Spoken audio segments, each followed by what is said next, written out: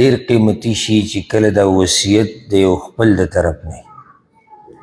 کله سړی په فخر سره وایي دا وصیت وي ما ته پلار نیکه کړی دی که دا ورته بل چا کړی وی نو دومره د ده په نظر کې د قدر وړ نه و څومره چې د دې د لاسه قدرمند شو چې د پلار کړی دی یا نیکه ورته کړی دی دا نصیحت یا عفوا دا وصیت ما ته رور کړی دی دا ما ته تره کړی دی دا ما ته ملګري کړی دی بیا دا وصیت ښه دروند شي چې کله دا د دین په باب کې وصیت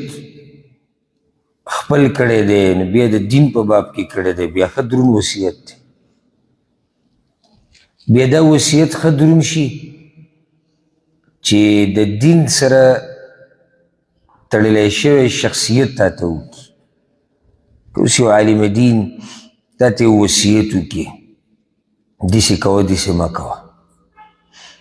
دا وصیت هم دی نصیحت هم دی نو دا ډېر قدرمند وصیت او نصیحت شو وجه دا دی چې یو خو د دین سره تعلق ساتي بل دا چا چې تا ته دا وصیت وکړو هغه په خپله د دین سره تړلی شوی دی نو ښه قدرمند شو او بیا چې دا وصیت د رسول صلی الله علیه وسلم طرف نه بیا ښه دروند شو ځکه چې خو د وحي بیانول موږ ته رارسول ذمهواري د هغه وه د هغه به څومره درانه وصیتونه وي ځای په ځای موږ بعضو درسونو کې بیان کړي هم دي بلکې دې دپاره بعض درسونه مستقل هم شوي دي بیا دا وصیتونه چې د الله د طرف نه شي موږ په دې باندې هم درسونه کړي دي قرآن کریم کې بعض ځایونو کې رب العالمین خاص وصیتونه کړي دي او خاص نصیحتونه یې کړي دي نو خالق ته د خالق وصیت به څومره وزن لري اله دی زمونږ معبود دی زمونږ د هغه به څنګه وصیت وي نن چې موږ کوم وصیتونه ذکر کوو که نه نو دا جبریل علیه السلام کړي دي بیا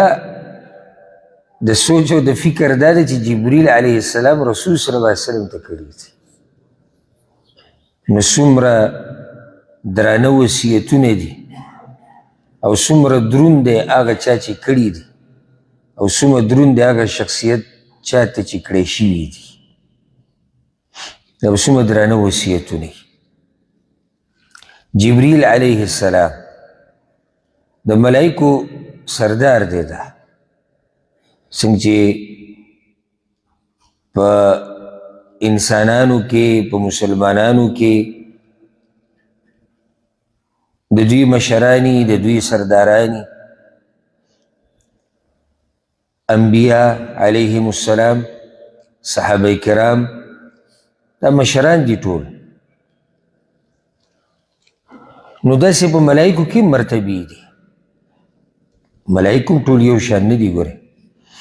ملایکو کې مشران کشران شتي بیا په انسانانو کې لا دا ده چې دیندار او بېدینه دا شتي هغوی کې دا نشته دا ټول دینداره دي لا یعصون الله ما امرهم الله هغوی زما نافرماني نه کوي او کې شهوت نشته نو دا ما چې وایي چې مشر او کشر نو دا په نسبت د دې نه چې ګناهګار او یا بېګناه نه خبره دغه نه کوم ځکه چې ملایکو کې ګناهګار نشته مشر او کشر با اعتبار د مقام چې الله وله ورکړی دی ټول یو شان نه دي به کې مشران هم شته او کشران هم شته د دې ټولو مشر به جبریل علیه السلام او دله الله یو لویه وظیفه ورکړې وه د هر ملک په ملایکو کې که فرشته وی که ملک وی د هر ملک په ملایکو کې الله رب العزت یو کار هغه ته ښوولی دی چې ته به دا کې جبریل علیه السلام کار هغه وحی راوړو د اسمانونو نه ځمکې ته او هر رسول چې راغلی دی په هره زمانه کې او هر نبی نو دې ته وحی هغه جبریل علیه السلام راوړی ده داسې شوي دي چې منځ منځ کې چې د بل ملک راغلی دی بله فرشته راغلی دی هغه داسې وختي طور خبره یا یو خبره نیمه خو نور وحي اسماني یا اسماني کتاب د ده راوړه د برې نه ځمکې ته دا ډیوټي الله رب العزت جبریل علیه السلام ته ورکړې نو جبریل علیه السلام د ملایکو سردار رسول صلی الله علیه وسلم د آدم د بچو سردار د وصیت د سردار سردار ته دی او هغه شخصیت ته د رسول صلی الله علیه وسلم چې هغه به په مخه دا زړه چې د جبریل علیه السلام زما خواله راغلی ځکه سورة مریم کې دا خبره ذکر شوې ده وما نتنزل الا بامر ربک یو ورځ جبریل علیه السلام راتلو کې ناوخته شو نو رسول الله صلی الله علیه وسلم ورته به ووایي چې کله راغی ته نه راځي په مخه راځي زموږ خواله په مخه راځه نو هغه ورته ووایي موږ د الله په امر ځو راځو زموږ سره مرضۍ خبره نه ده او چې کله الله راته ووایي زه راځم دلته چې کله الله ونه ووایي بیا خو زه نه راځم نو جبریل علیه السلام هغه ملک ته په ملایکو کې چې الله رب العزت ورته د اوچت مقام ورکړی دی هغه رسول صلی الله علیه وسلم ته د وصیتونه کړي دا به څومره درانه وصیتونه مؤمن دپاره خو هر وصیت نصیحت هر وصیت او نصیحت دا فایدهمن او ګټوري خو مؤمن دپاره د عقل خاوند دپاره الله په قرآن کې دا خبره ذکر کړې ده وایي وذکر فإن الذکرى تنفع المؤمنین نصیحت او خبر را یادول دا مؤمن له فایده ورکوي خو مؤمن له ورکوي مؤمن مطلب چې کوم حقیقي مؤمن هغه له فایده ورکوي او چې د عقل خاوني اسې ګوري تا ته یا اسې چې دی سره شړپوي را شړپوي یا په دیندارۍ کې مزه نه وي دې خلکو له نصیحت دومره فایده نه ورکوي نصیحت هغه چا له فایده ورکوي چې هغه اول قدر او عزت وکړي لکه اوس ته ما ته آواز وکړي ما ته خبره کوې نو زه به ستا خبره هله په توجه سره واورم چې زه ستا د خبرې قدر او عزت خو کوم که نه چې ویره دې سړي دا خبره دا څه خبره ده زه به تا ته غوږ کېدم کله مونږ خبرونو ته غوږ نیولی چې څه به کېږي یو نوي مسله را روانه ده مونږ غوږ یې څه به کېږي او سبا دا ټایم به خبره کېږي او بل اوس دا ټایم به خبره کېږي ولې چې زموږ سره د خبرې قدر دی نو د چا سره چې د نصیحت او د وصیت قدر وي هغه غوږ یږدي بیا د مؤمنانو دا شان قرآن کې ذکر شوی دی چې دوی صرف غوږ نه یږدي په غوږ یې ښودو پسې بیا دوی عمل کوي نصیحت چې دې واورېد او عمل دې به ونه کړو دا خو دې په ځان باندې ښه حجت قایم کړو په ځان دې دلیل ونیو مخکې خو تا ته پته نه وه اوس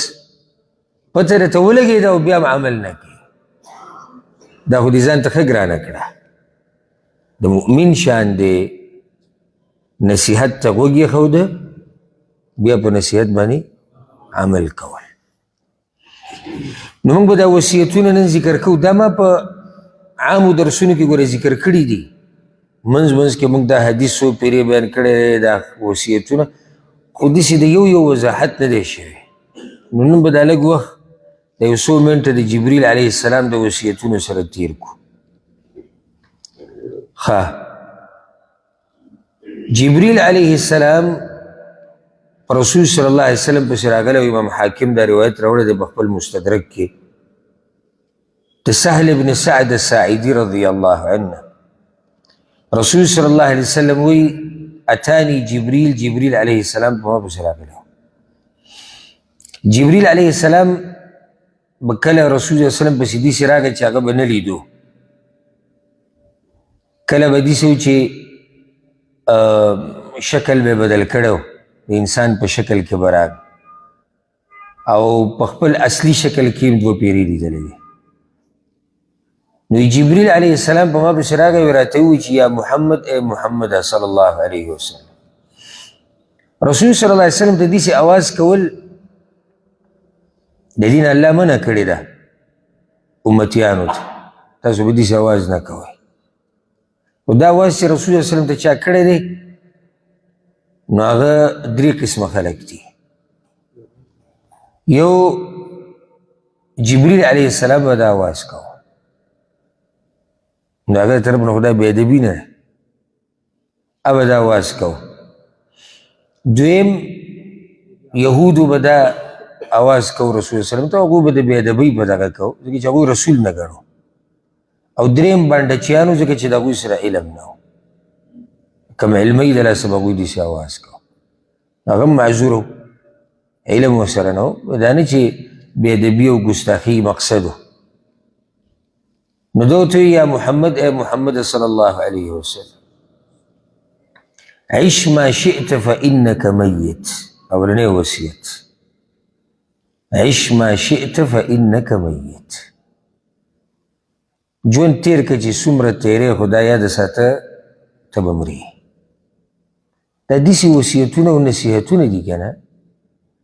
چې که په دې باندې موږ په میاشتو میاشتو ناست یو خبرې کوو نو دا نه ختمیږي دا خبرې دا اوس یو جمله ده سړی یاره یو خبره وشوه نه دې خبره کې خبرې دي وي څومره ژوند چې تیری تیر که خو یاد ساته مرې به اوس دا چې د عقل خاوند نه که نه هغه به وایي چې یاره یو کس دغه ځای کې لګیا وایي چې څومره ژوند تیری تیر که خو مرې به او خاندي به ورسره هم هلته د عقل کار نه کوي خو ته هوښیار سړي ته د عقل خاوند ته د ویښ زړه خاوند ته د ژوندي زړه خاوند ته ووایه ژوند چې تیری څومره تیری خو یاد ساته چې مرې به دا وړه خبره خو نه ده ځکه ما په اوله کې ګوره تاسو ته دا ووایي چې له دې نه به هله فایده والئ چې تاسو لږ پکې د عقل نه کار والئ او که هسې داسې ناست یو او اورو نو خو ته اواز اورې مقصد اواز اورېده نه دي اواز خو تاسو زما هر ځای کې به واورئ خو دا زه څه ویم په دې کې سوچ پکار دی په دې کې خبره ده چې دا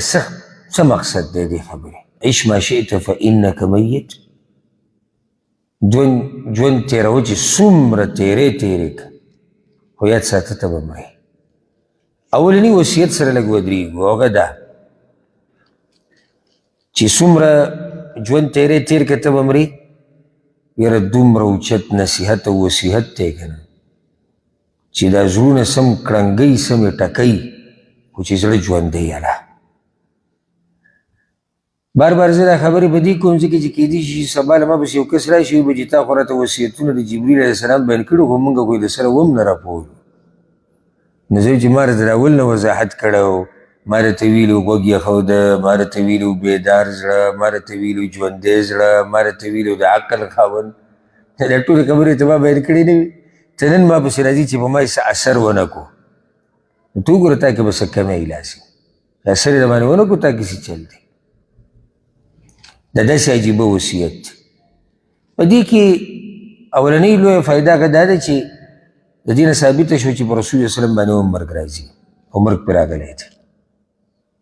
هسې سینه زوري دا باز کوي زموږ په دې ملکونو کې خصوصا دا بریلیان او صوفیان نه جي پرده کې شوی دی او نه جي وصال یې کړی دی او نه جي که ته ولې ډېر نومونه بدل را بدل کې او پرده او وصال او ملاقات او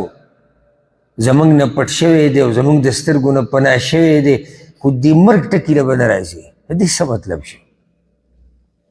دې ته وایي جهل سینه زوري یعنی جهالت ته وګوره اوس دلته انک میت فانک میت میت په عربي کې مړي ته نه وایي دې باندې خو عام عوام پوهېږي یعنې داسې عربي هم نه لري چې دې لپاره یو ماهر کس پکار دی او دا غریبانان په عربی هم نه پوهېږي پرون مې د یو مولوي صاحب بیان اورېدو د یو بریلي او هغه چېرته سجدې کې تقریر به کوو نو لګیا دی د دنیا کې چې مسلمانانو باندې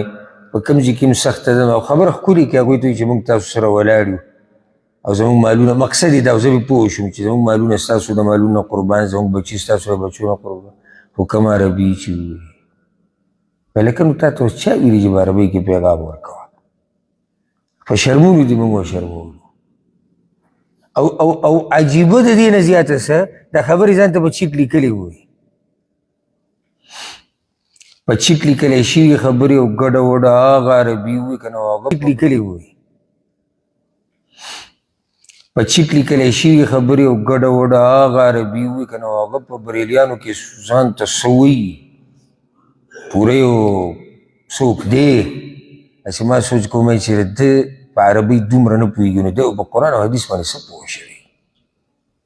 دی چې دا ګډې وډې وایي هسې نه وایي دی اصل کې د الله په کتاب پوهه نه دی دوی چې د عقیده ورانه ده هسې نه ده دی د رسول سلم په خبره نه پوهېږي د عربۍ دا حال دی ودې کې عيش ما شئت فإنك ميت دا یو ماشوم راوله عربۍ زه د هغه نه تپوس کوم چې دې څه مطلب د هغه مطلب وي دغه مطلب یې دی که چې ته به مرې زمونږ هغه غټ غټ پې پوه نه شو فإنك ميت ته به په پرده کې کېږي فإنك ميت ته به وصال کې فإنك ميت ته به زموږ د سترګو نه پناه کېږي اصل مسلې ته راشه پناه کېږي څه مطلب دی دیوال نه خو پټېږي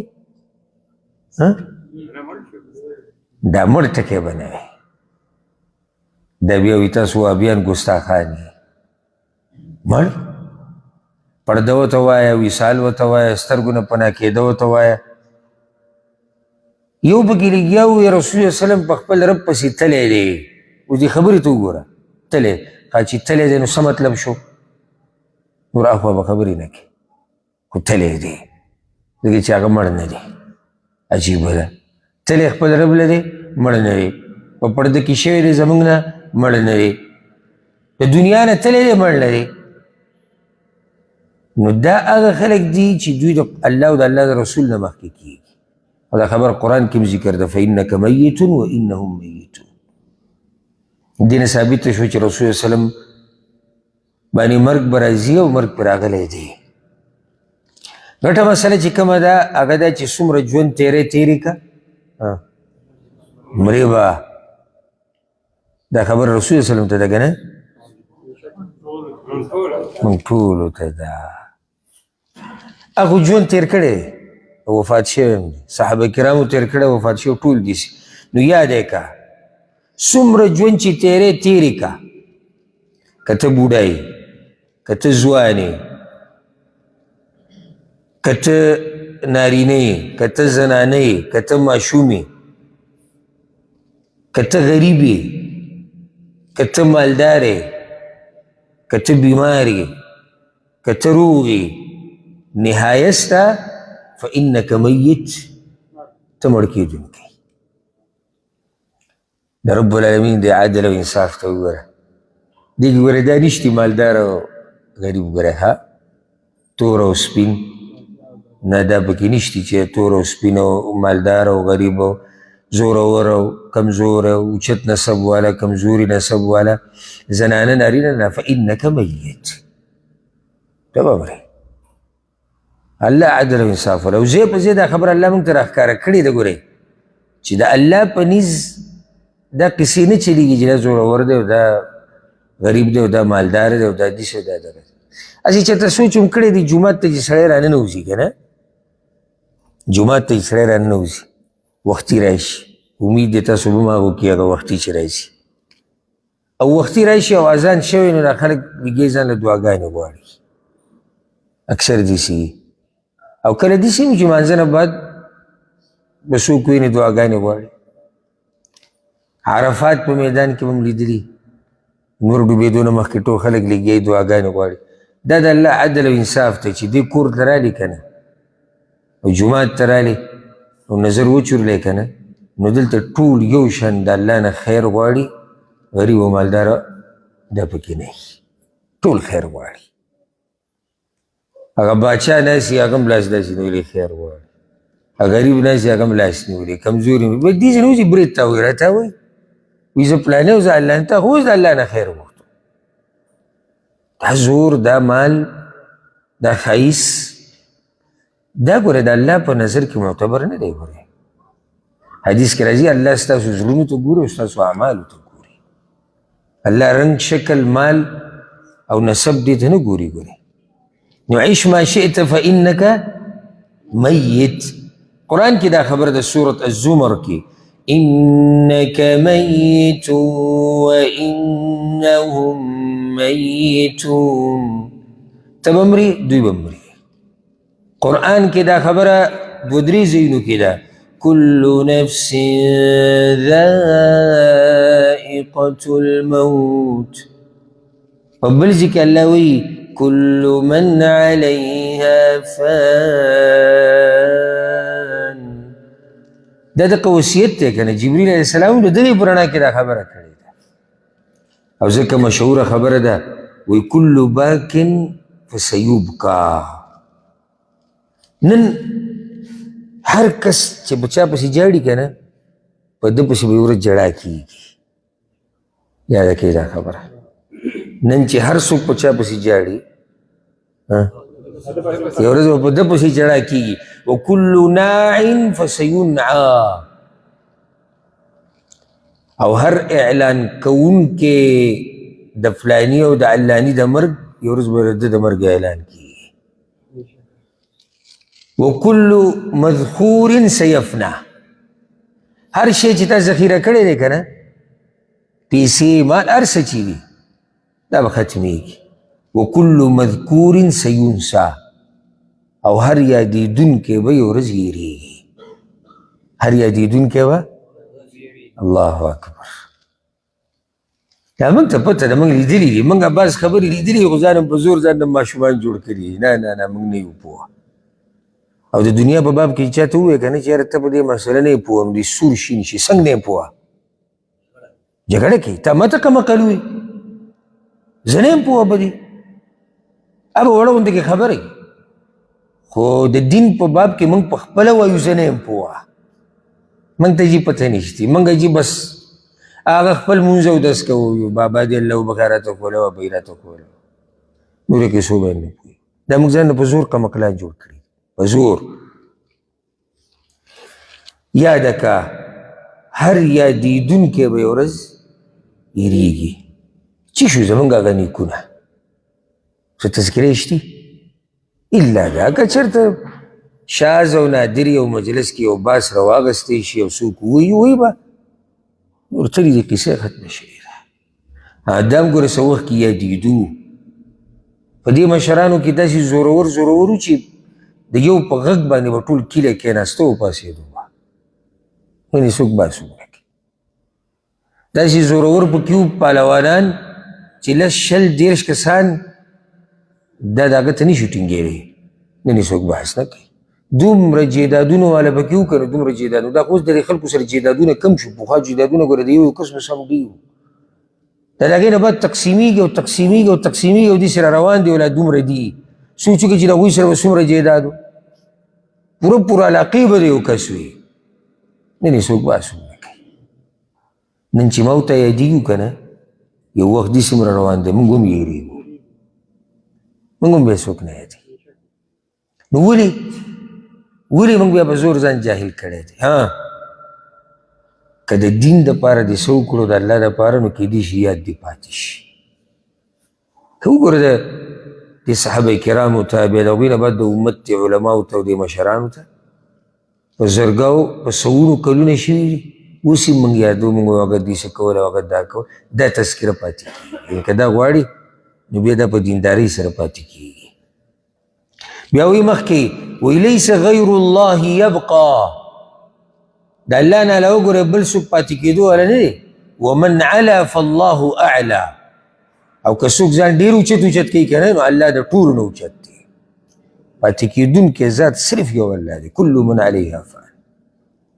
ويبقى وجه ربك ذو الجلال والإكرام. كل شيء هالك إلا وجهه. هر څه ختمېدونکی په هر څه باندې فنا راتلو والا دی.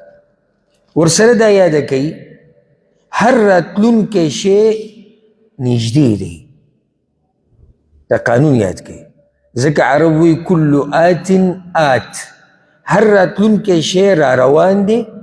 وکل آت قریب او هر را روان شی نږدې دی. موږ دا وایو مرګ را روان دی. تاسو کې څوک نه وایي بس وایو را روان دی. کوم ځای کې وایي موږ چې وایو یاره پلانې د کلي نه را روان دی یا کلي ته را روان دی نو معلومات کوم ځای ته را رسېدلی دی. توترینګ وکړه او ترینګو کې کوم ځای کې پلاني ځای سره یم مرګ کوم ځای ته را رسېدلی چېرته سوچ هم کړی صرف دغه وایي را روان دی صرف دغه را روان دی او را روان کوم ځای کې دی لا خو ته ډېر دی او زه به اویا کالو ته رسم او زه به اتیاو ته رسم سلو ته به رسم او کړوسي به یې او موسي به یې او دنیا به یې او عیش و عشرت به بیا به چېرته مرګ زموږ کوڅې له راشي ور به وټکوي بیا به ورسره ګورو هر راتلونکی شی نږدې دی او لکه د قیامت باره کې الله رب العزت ویلي فرق مؤمنانو او کافرانو کې انهم يرونه بعيدا ونراه قريبا دوی کافران این قیامت لره ډېر لري مؤمنان این ډېر نږدې دا مرګ هم دقه شان دی بېدینه سړی ډېر لري او دیندار ډېر نږدې دی بس دغه دی مرم او دا حقیقت دی که نه معمولي که په دې سینه باندې سړي که راشي که نه بس سړی وایي ها بس نو دغه زما اوس حقیقت دی سله په زور رسي هغه خلک وایي که نه ښکرې غوړی که نه په زور ځان دغه جوړ کړی دی که معمولي د معدې د لاسه یا په معده کې هوا او ګیس جمع شو د لاسه په سینه بوج راغی بس دا غریب په هسپتالونو کې رسي لکه ولې یاره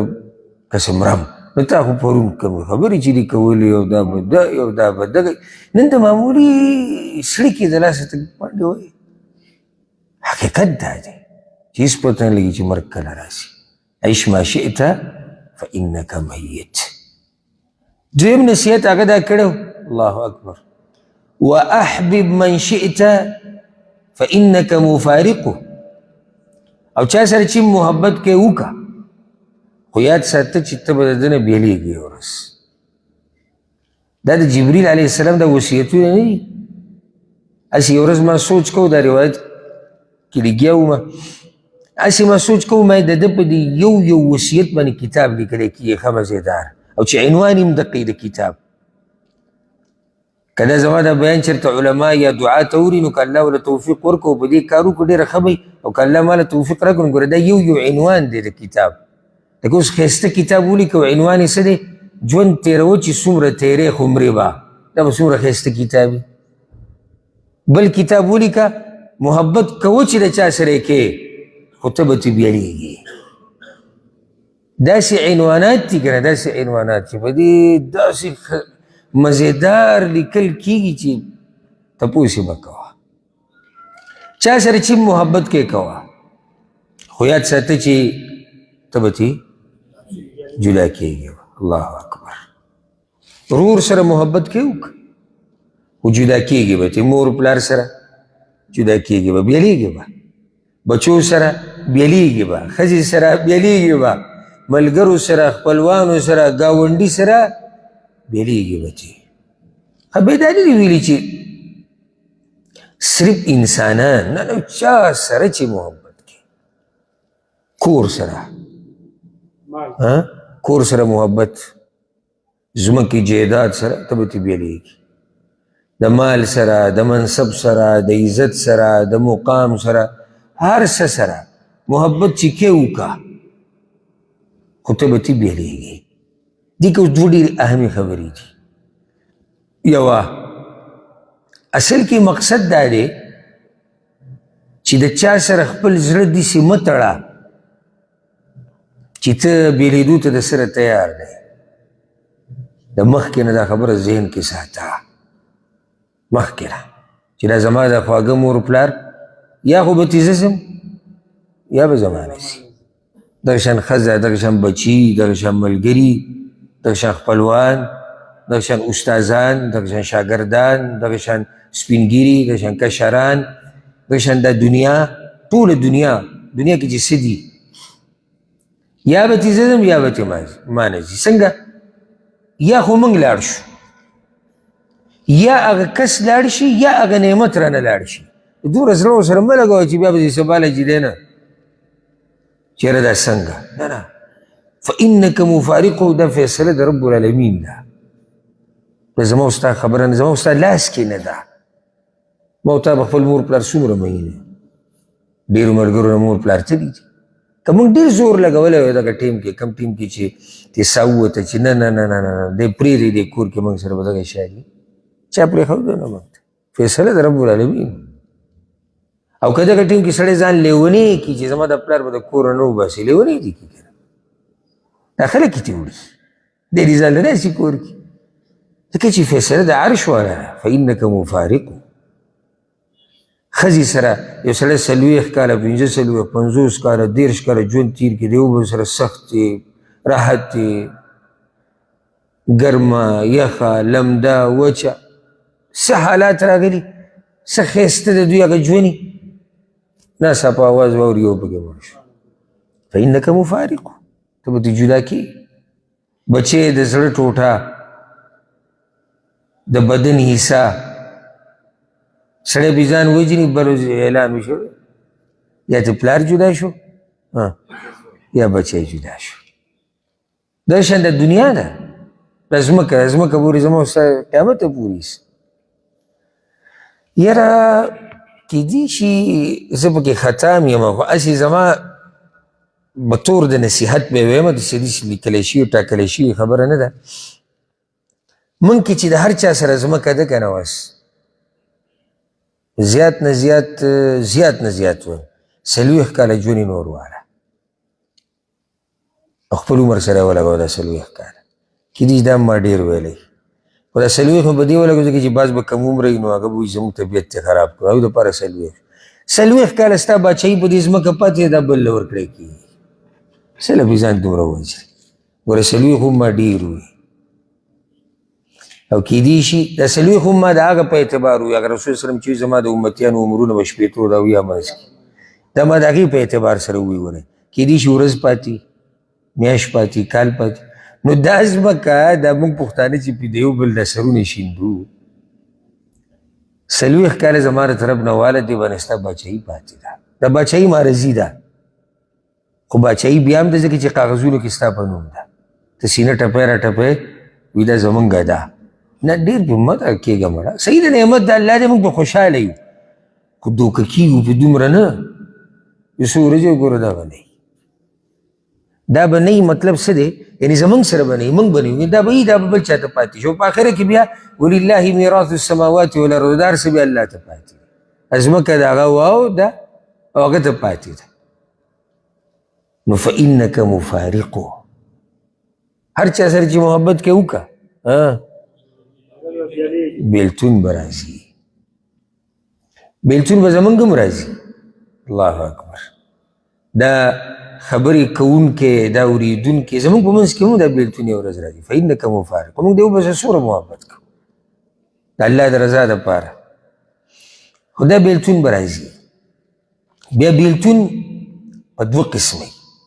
بیلتون د دنیا دا معمولی دی بیا هم څه ترتیب جوړ شي سړی میلاو شي خو هغه بیلتون چې سړی سترګې پټې کړي دنیا نه دا ډېر غټ بیلتون دی خو بیا هم امید دی که چېرته الله په جنت کې یو ځای کړي خو که یو جنت ته لاړ او بل جهنم ته لاړ یا لاړو جهنم ته والعیاذ بالله دا بیا تباهي ده پوره تباهي ده ذلک هو الخسران المبین که غواړې دا چې دا بیلتون را نشي نو زه درته یو طریقه ښیم کوشش وکړه چې مور پلار بچي ملګري خپلوان دا دینداره وي سړی به جدي څه مطلب شو زه به یې دلیل ښیم قرآن نه الحمدلله سورة الزخرف کې الأخلاء يومئذ بعضهم لبعض عدو إلا المتقين قیامت پر ورځ به ملګري ټول د یو بل دشمنان ټول ملګري الف نه د یا پورې سوی د تقوادارو نه دوی به په آخرت کې هم د یو بل ملګري که غواړي چې د بیلتون ډېر اوږد را نه شي راځي خو به راځي هغه وختي طور بیلتون خو شتي او دا لږ بیلتون نه دی چې دی برزخ ته لاړې یو بیا لاړې خو بیا هم که تقواداري او دینداري نو امید شته چې میلاو به شو که نه خو دا هله چې څه و چې کله تقواداري نو دلته بله خبره یاده که بله یو اهمه او ډیره بنیادی مسله چې هغه د دې وصیت لاندې راځي هغه دا د داسې څه سره محبت وکړه جدا کېږو خو ته موږ هسې د داسې څه سره محبت وکړه چې د قیامت په ورځ دله فایده درکړي اوس ما ورته محبت د یو داسې څه سره محبت خو موږ لازم د څه سره کوو چې ته ژوند تېرې لازم محبت کوې که نه چا سره د یو شي سره هر څه چې د دې نه بغیر کېدی نه شي سړي ژوند تېرېږي د داسې شي سره او د داسې انسانانو سره او د داسې خلکو سره محبت وکړه چې دا محبت ته له قیامت پر ورځ فایده درکړي ورسېدو که نه مور پلار سره محبت دین دی بچو ښځو سره محبت دین دی د ښځې محبت د خاوند سره دین دی د علماو سره محبت د نیکانو خلکو سره محبت د جوماتونو سره محبت د عبادت سره محبت او داسې بسې بیا ځه دا هغه محبت دی چې تا له فایده درکوي صحیح ده موږ به ترې بېلېږو بېلېده شتي دا خو پکې هغه صحابي د رسول الله وسلم خوا کې به ناست و لږ ساعت به کېناستو نو بیا به رسول الله وسلم نه اجازت وغوښتو یا رسول الله زه ځمه چې لاړ بیا به لږ ساعت بعد راغی وایي څو پېرې دا چل وکړو رسول الله وسلم دې تپوس وکړو لکه ولي یا رسول الله زه کور ته لاړ شم ښه به پخی راده هلته بیا مې زړه ته راشي که زه مړ شم یا د الله د رسول مړ شي نو دا خو موږ بیا یو بل ونه لیدو او په جنت کې به تاسو کمزي کیږئ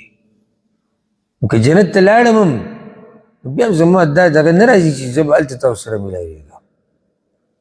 نو ځکه بس دا زم راځم چې بس دغه الله رب العزت آیتونه راولېږل ومن یطع الله والرسول او څوک چې د الله او د الله د رسول تابعداري کوي فأولئك مع الذين أنعم الله عليهم من النبيين والصديقين والشهداء والصالحين دوی به د قیامت په ورځ د انبیاو سره په جنت کې د شهیدانو سره د نیکانو سره د رښتینو خلکو سره ایله د هغه صحابي زړه لږ مطمئن شو نور د بیلتون خو دی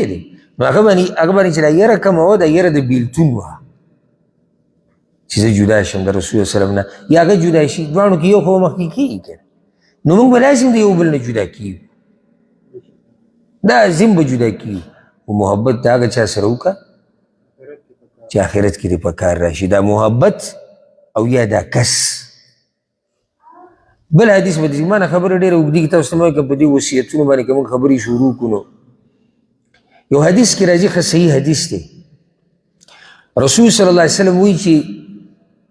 د جنتیانو ته به الله آواز وکړي چې کله جنت ته ننوځي چې لاړ شئ جهنم ته وګورئ او په دې کې چې تاسو څوک پېژنئ هغه راوباسئ دا به دا شرف او عزت مو تا ته میلاویږي که نه او دا سپارښونه چې کله زموږ ملګري دیندار او تقوادار شي نو دا دیندار دي په خپل الله ته راضي دي الله ته راضي دی جنت ته روان دي نو رب العالمین خو غیرتي ذات دی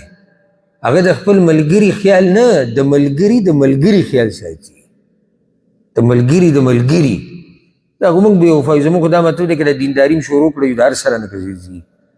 مزدوري م لاړه او دنیا م لاړه او بچي م لاړه او ښځه م لاړه زموږ دکه معمولي غونته کې زړه دی رب العالمین ستا پرېږده چې تا ورسره ملګرتیا وکړه ستا به حفاظت کوي ستا د ملګري م حفاظت کوي نو الله به دې مؤمنانو ته وایي چې لاړ شئ جهنم کې چې تاسو څوک پېژنئ هغه راوباسئ نو چې دینداره ملګري دی یو سړي او بیا یو نه وي اوس سوچ کوه یو نه دی ملګري د دې کس لس پنځلس شل دي او دوی کې هر یو ته وویلی شي چې ته څوک پېژنې هغه راوباسې دا خو ټول تا پېژني دا فایده د تقوادارو خلکو سره زه ناستې پاستې د دیندارو خلکو یو حدیث کې دا نه راغلي چې مالدارو ته به وویلی شي چې لاړ شي تاسو څوک پېژنې راوباسې خانانو ملکانانو ته به وویلی شي تاسو څوک پېژنې راوباسې زورورو ته به وویلی شي تاسو څوک پېژنې راوباسې ښایسته خلکو ته به وویلی شي تاسو څوک پېژنې راوباسې نه جنتیان چې